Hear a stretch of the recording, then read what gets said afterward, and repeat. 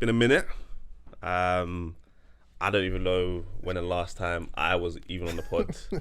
I don't know. I can't even remember the last time we actually recorded an episode, but we are back. Happy New Year to everyone who is listening. Mate, it's 2021 and we're still in the bloody panoramic, but you know, hey ho, we move. So on the mic is Grandad. Actually, no, not even that. It's episode 53. I even remember the episode number. Raw. I'm actually impressed. Yeah, we've done well, innit? We've actually done well. Yeah. Ish, some more. But yeah, it's Grandad Joe on the mic. And to my right is... It's Kaj, back again. It's QDex, back. And we have a guest today. So I think for where a lot of people in like my age group, and I can say that comfortably because, you know, the man in the room are my age. I think where a lot of people are in their life, you know, everyone's looking for something a bit more informative. And the one thing that always crops up is, you know, getting my first house, or, you know, how can I get into a property or X, Y, and Z around that industry. And we have a man who I saw prop up on, I think it was Made You Think. I'm pretty sure it was Made You Think. One of the blog pages. Yeah, I think I saw your Made You Think, and or something like that. I think I saw what you was doing. I said, you know what, nah, I need to follow it just because what I saw on your page looked good. But by all means, introduce yourself. So I'm Kaz, or Kazy from Property By Kazy on Instagram, and yeah, property developer based in South London. Have been in property for the last 7 to 8 years now. I've worked in a lot of different fields in property. So I've worked in rent to rent, flipping, and BRR, which is basically buy, refurbish, refinance, and then rent. So different models have done conversions, refurbishments, new builds, some smaller land deals, office to residential conversion. So a lot of things in the spectrum of property. Mm-hmm. But now I've recently like yourself, Grandad mode, joined social media after sort of 7 years of doing things that people had no idea what I was doing. So about 6 months ago, joined Instagram, and kind of have built, you know, just during the pandemic, you have to diversify. Mm-hmm. So I built a platform for myself on there, trying to obviously just raise my own profile, but also one of the key things that I think you touched on is that there are high barriers to entry in property. So a lot of people want to get into it, but don't necessarily have the certain keys of how to get into it or how to make steps to get into property. But I think it is something that's really good if people can get into it at an earlier age, particularly just because property prices, generally speaking, go up. They always are little dips and stuff, but they're generally going up. So the earlier you get in, the easier it is to get in. So I think a lot of what my Instagram is about is potentially just talking about my journey, how I got into it, things I would have done differently, things I do the same, and also how you can be making steps to sort of at an earlier stage to just, if you're not in a position to get into property, to position yourself so you're in the right trajectory. So I guess, obviously we know, for those who know you and for those who have seen your page, they know what you do. But I think let's start from the beginning. Okay. Like, let's take it all the way back to when you was back in school, like secondary school, let's say, for example. Like what was you kind of thinking of doing at that time? Like what was your prospects at the time? For me, I think secondary school, I wasn't really thinking. Like I wasn't thinking, I want to do this or I want to do that. I didn't like plan. You know, some people really early on from conception are like, okay, I need to do these GCSEs so I can do these A levels, go into that and prepare myself for the field. I was just doing, like I was young, you know, I didn't really have a thought process like that. I think I always had the hustle. So whether or not that was, you know, that was the making CDs of whatever, or selling sweets or the bus passes or whatever. Everyone's done the sweet thing, everything was something, because it's just a case of, without realizing it, you were just capitalizing on the basic principles of business, like supply and demand. So for me, like in school, there was these chocolate donuts that you just, you know what I mean, if you got them early at the 40p, it was worth £1.50. So you'd run, like you make your excuse, you know what I mean? Because there was a limited supply and there was a high demand. And that, I think, for everything, either that or adding value or creating like, you know, something where you're creating value where there wasn't before, has always been my kind of key point to like making a success in any industry that I've been in. So kind of my journey to start with was pretty typical in terms of school, college, university. I dropped out of a university, and started a business, and then decided I wanted to go back. So I studied finance. Whilst I was at university, I set up a shisha business. Oh, Okay. So that was basically probably sort of 10-ish years ago. Realized, like, with the big smoking ban, all these clubs and nightclubs that were having to feed the demand of their customer base were creating these really nice outdoor smoking areas. So what with that, they had these nice spaces and they weren't really being utilized properly. So we would approach them and say, look, we can do shisha in your venue, but we weren't offering them any money to do shisha in their venue. It was a value proposition to say, look, we're adding value because you can then advertise as having shisha for free, get more people into your venue, and they're going to spend with you. So effectively, we had somewhere that has amazing markup. Shisha was like 1,000% markup then. Oh, wow. With really low overheads, because it was effectively we had like labor costs, which was myself, maybe 2 other people. And then we were charging the consumer directly with no rent to pay. So did that for a while, got some sort of really good venues, worked in, at the time it was called Proud, I think was our biggest venue, which was in the O2. Proud 2 in the O2. I can't remember, it's been called so many different things over the course of things, but that's what it's called at the time. Did some stuff there, that was good. And yeah, various other venues. From there, took that to doing festivals. So did like the bigger overnight festivals. So the best one I think we did was V-Fest. Okay, so yeah, like it was basically sort of 72 hours of non-stop shisha, because the events, the stages finished at about 11. By the time it finishes, there was nowhere for anybody to go, so we would just be, just selling shisha. And in terms of, again, maximizing what you have, I had a big network of friends who wanted to go to a festival for free. So I offered them, look, come, I'll get you your ticket, do 4 hours work, go 4 hours to the festival, in, out. And so worked like well with my existing network to do that. Took that to opening a bar / sort of shisha lounge / bar near my university. Again, just managed to get a good opportunity for a contact that had the premises already, and just put a proposal to them. And you did all this while studying? Yeah. Wow. Okay. I'm just hearing numbers. Yeah. I'm just seeing dollar signs right now. it's mad, isn't it? Yeah. So that was good. Like, it was close to my university. I went to South Bank. The bar was in South Bank, basically, just on Harper Street. Buddha Lounge, really good time. Made some good contacts there. Like, my cousin that worked there, he just got married to a girl we met there, so it was something that has had a lot of good memories for us. But it got to the point where I couldn't do that, couldn't sustain that. It was just the hours were too long. Like with everything else I was doing, so ended up, and just because of with shisha as well, there's a lot of legislation around it. Yeah. A lot of, like in terms of indoor smoking area, outdoor smoking area, what you can have, what you can't have. You're also very determined in the UK by the weather in terms of when you can trade, because it's outside. It's left there, like graduated, went into finance for a little while, worked in finance for about 6 months, so sort of typical 9 to 5, quite a good company, but realized it just wasn't for me in terms of, I don't like trains, I don't like the morning. I really don't like trains.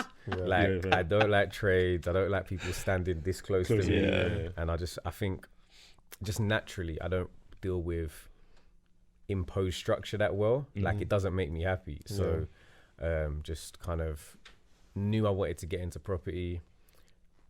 Started sort of networking with people that were already in property, people that are established, just looking at when you want to do something. For me, it's always about a value proposition, because like, say for example, like, I want to get on your podcast. There might be a lot of people in your DM saying I want to get on the podcast, but for you to respond, it's what value you add in. So when I'm approaching you, give me something that you add in. So at that time, I didn't have the expertise, but I had time. I didn't necessarily have enough capital to get into property, but one thing I knew was I had time, I had drive, I physically drove, so could be available to sort of leverage that to work with developers to say, look, I'll do stuff for you. I'll, go and get the materials. I'll meet the builders, but I'm adding value to what they can do because I'm approaching somebody who's maybe asset rich, knowledge rich, but time poor. So looking at how I can bring something to the table to work with them. So did that, kind of project managed for another property developer, sort of like did that almost for free. Then on the next one, did it where I got like a profit share. So got like a margin at the back end. Fortunately, profit went well, and then went on from there to start to do my first deals, which were flips. So they were Very straightforward, just purchases and just adding value through reconfiguration. So what that means is maybe moving the bathroom to a different location, or making a kitchen that was a kitchen a second bedroom, and creating like an open plan kitchen living room to make a 1 bed to a 2 bed. So again, same thing, it's about adding value. London property prices, you turn a 1 bed to a 2 bed and you might add 40,000-50,000 pounds worth of value. Couple that with the fact that you're improving the property as a whole through the refurbishment, you know, your return on investment can be very good. So was it something you kind of learned on the job whilst you were Yeah, working? like, Okay, so yeah. I am, you know, you talk about learners. I've always been like an active learner. So as much as I would kind of do research around what I want to do, for me to really take it in, I physically had to go out there and do it. Yeah, so that's kind of, I haven't studied anything in relation to property development or asset management. Yes, it's been a lot of on-site and a lot of lessons that, you know, maybe not so much through mistakes, but also learning with somebody else that's already done it. They're able to see where maybe they've gone wrong and learn through others' mistakes as well. I think you're lucky though, because like, there's not a lot of people who'd be willing to let someone do the runaround job. All right, but look at it this way. So you've got your podcast. If somebody approaches you, like, you know, they just say, I just want to see how it works. I just want to sit in and see how it works. That's the in. They're now in. They've not taken anything of your time. They're just here. They'll say, look, if you need anything, I'll go and get it. Yeah. Then they turn around and say, do you know what? Like, I'm actually a good cameraman. Can I record it for you? Like, I want to do X, Y, or Z. And then you see what they do, and they put together some quality that's sick. They're now in. They've been here. They position their work to say it's good. Yeah. So I think, again, it's just a case of how do you position yourself to be able to create opportunity. Opportunity doesn't create itself. Fair enough. Regards to like capital, because that's a big thing. Yeah. Did you feel like the previous businesses you had helped to raise capital towards your first property that you decided to flip? Yeah. So definitely, like, you know, the barrier, the main barrier to entry in property is capital. So yeah, that definitely helped. That enabled me, alongside the joint ventures, enabled me to get into it. But I would say that don't kind of use capital as an excuse to not to start to make steps to get into property, because there are other ways into property without having that are so capital intensive. So I also mentioned, I don't know if you guys are familiar with rent to rent. Yeah. So rent to rent is a way, you know, it's a property industry. It's not development, but it's a property industry with a lot lower capital to entry, like capital boundaries to get into the industry. So potentially, you know, 5,000-10,000, you can start a rent to rent business and start to sort of receive quite good cash flows. You can use that cash flow to build your capital, to get into development or to get into flips. You know, in terms of getting into property as well, one of the best things you can do is use your principal residence as, you know, as an investment. So it's not to say that, you know, you can't still live there, but if you buy smart, you know, and you're buying with, obviously not now because of times and because of COVID, you're looking at sort of a 15% deposit.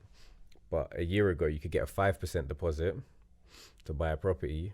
So in terms of your barriers to entry, that would then be a lot lower, and you could still, you know, if you buy smart, you could make good money off your initial residential home, buying in value in the same way.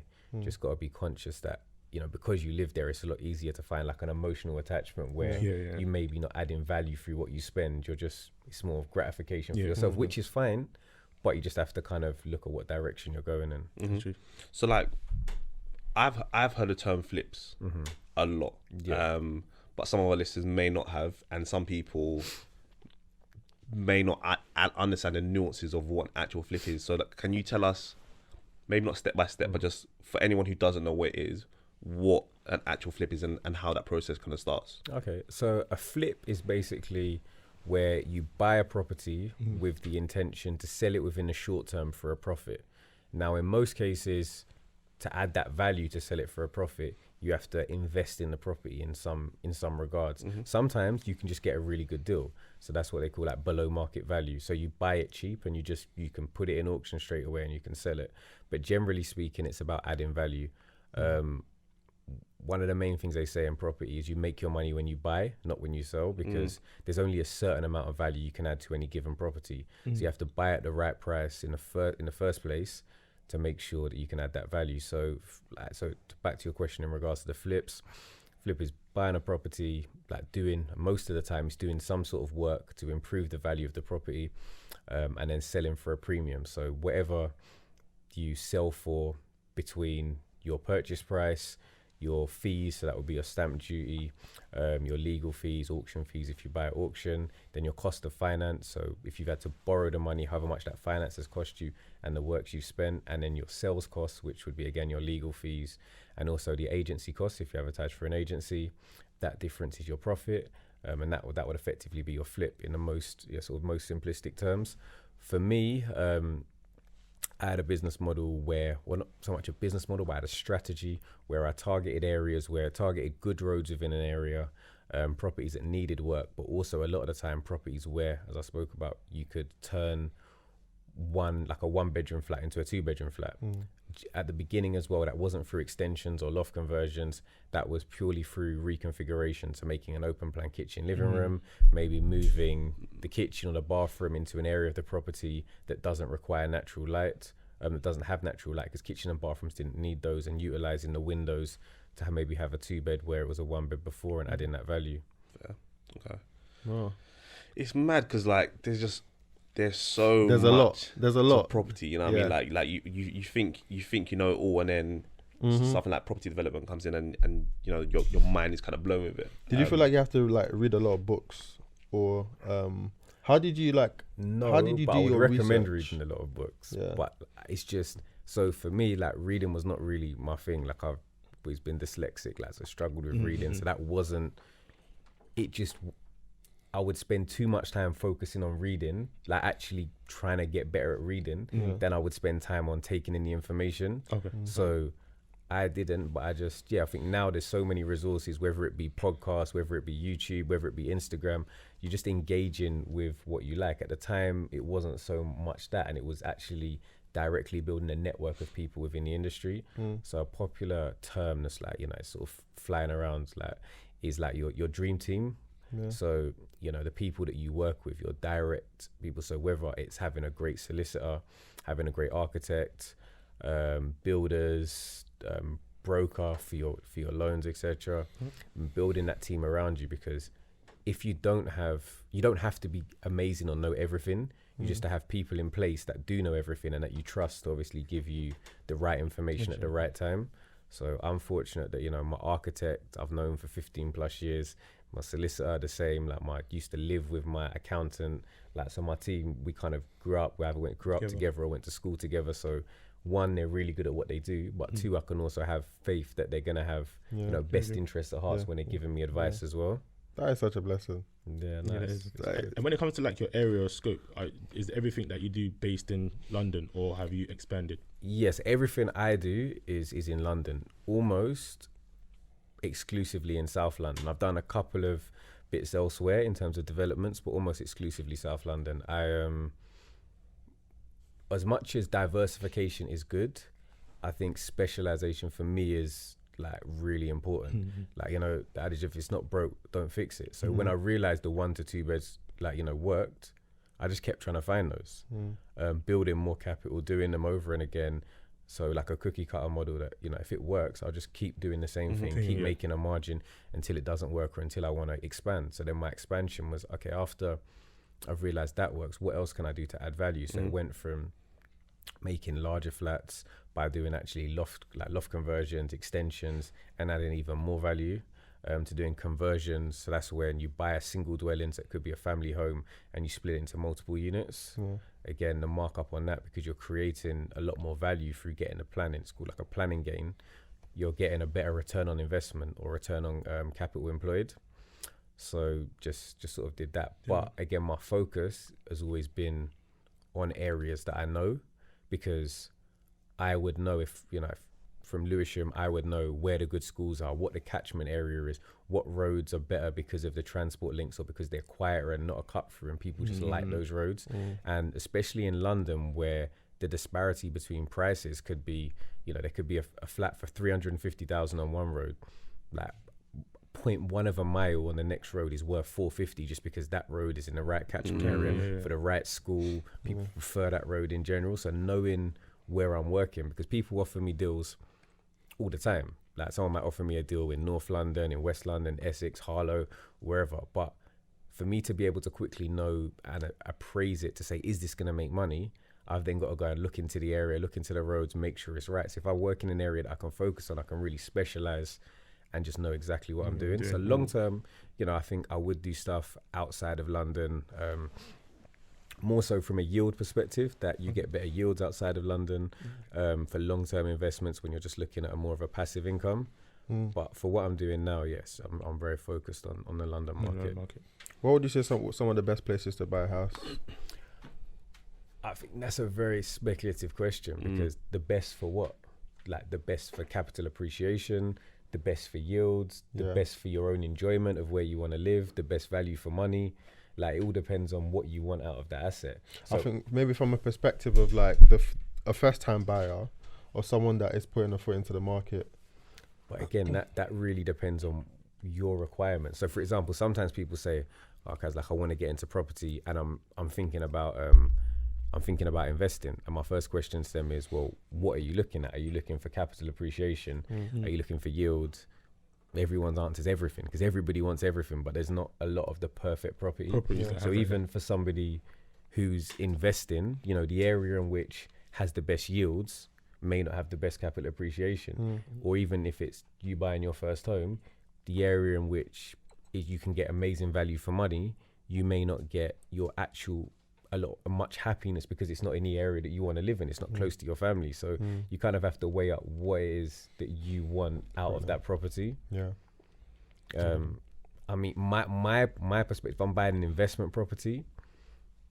I've always kind of stuck to London because particularly how my money works, price-wise, and a price increase has always been a lot safer, and the numbers have always, increased a lot more, significantly in London in the rise in property prices. So when I look at examples of even my mum and dad when they used to speak, and my mum bought a 3-bedroom flat we're talking sort of, I think maybe late 80s. She bought me a 3-bedroom flat in Southeast London, in Penge. Bought it for 17,000. Dad bought a different market back then, different world. But it's like this, you say what to that? Like I've got deals that I turned down 2011 that you would what to now, because I turned down a whole building for 275,000. That building now, and I bought a different 2030 maybe, different building. Got 2 flats and commercial premises, and the flats are worth 450 each and the commercial's worth 250. But at the time, the 275 sounded expensive, and so it's all relative to how much stuff was worth at the time and everything. If we could go back in time and buy everything we turned down, we'd buy everything you could have bought. But it's about the value of your money, because if you bought that and held on to it, it might have gone up in price so much, but what would you have done with that money in the meantime?